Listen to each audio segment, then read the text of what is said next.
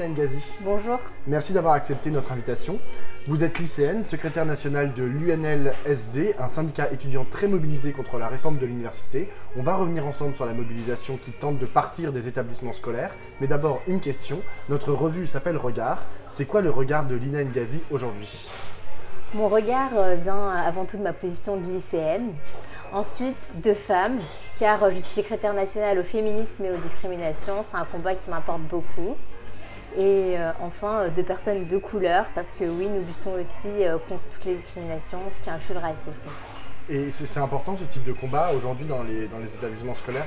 Quel type d'action, par exemple, vous menez dans les établissements scolaires? Nous essayons de sensibiliser les jeunes aux questions du féminisme, du sexisme, dont on ne se rend pas forcément compte.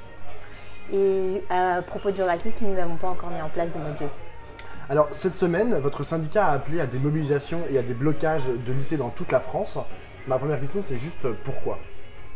Eh bien, nous voulons montrer au gouvernement que les lycéens sont contre tout principe de sélection. Notre objectif est très simple, nous allons nous battre jusqu'au retrait de la réforme. Alors, pourquoi nous sommes contre cette réforme? Tout d'abord parce qu'elle veut donner une place plus importante au lycée et au conseil de classe dans l'orientation des jeunes.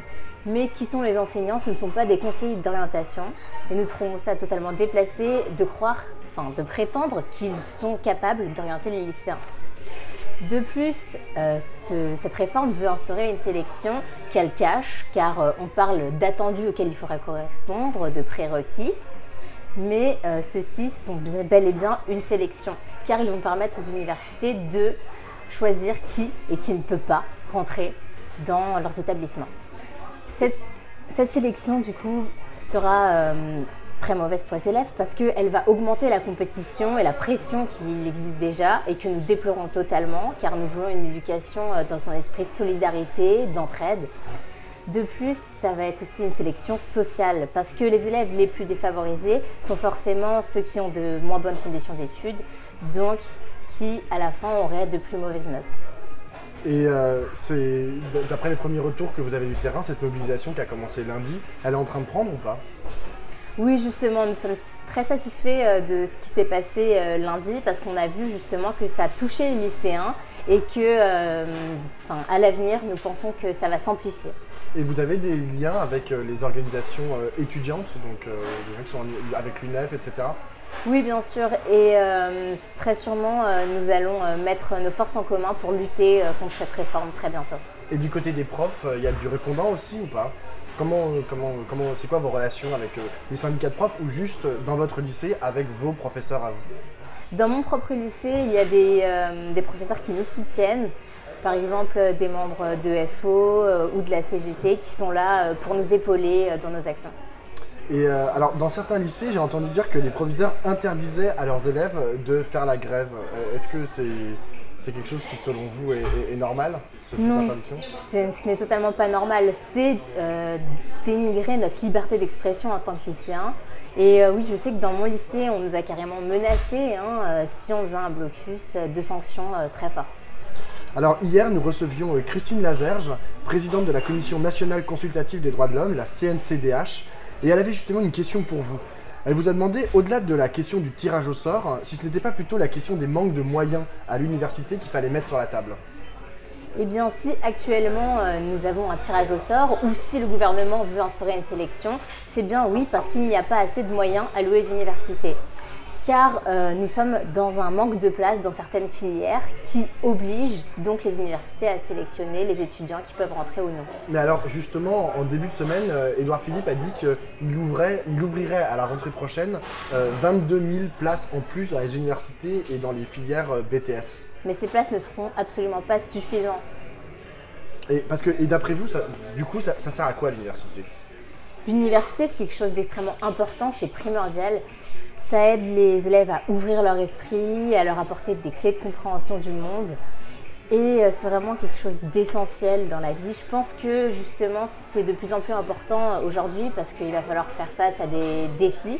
Dans l'avenir, par exemple, le défi écologique, et nous aurons besoin d'une population qualifiée pour répondre à ces défis. Donc d'après vous, ça sert plutôt à former des citoyens plutôt qu'à former des gens, pour le monde du travail, c'est-à-dire à un métier.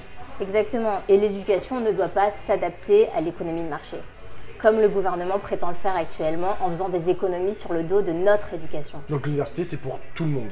Exactement. Chaque étudiant doit avoir une place à l'université.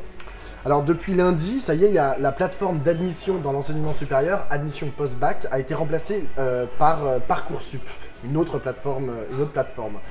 D'après vous, c'est une bonne chose? Qu'est-ce qui va changer fondamentalement Ce qui va changer, par exemple, il y a la hiérarchisation des vœux. Avant, on les classait selon notre préférence. Maintenant, ça ne sera plus le cas. Ce qu'on a peur, c'est que ça crée une réelle lenteur dans le système parce que les réponses vont être envoyées au compte-gouttes et ça risque de créer un stress continu pour les familles. En plus de ça, il y a aussi la réduction du nombre de vœux de 24 à 10.